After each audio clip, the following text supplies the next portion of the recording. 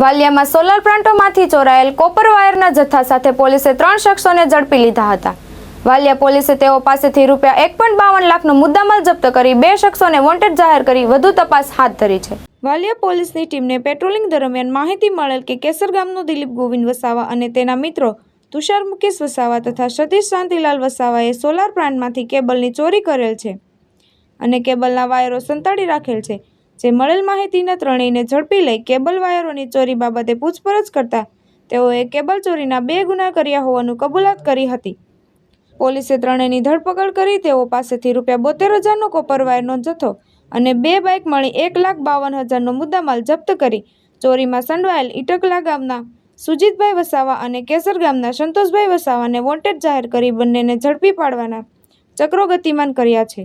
ધર્મેશ રાણા, દ્રષ્ટિકોણ ન્યૂઝ, અંકલેશ્વર.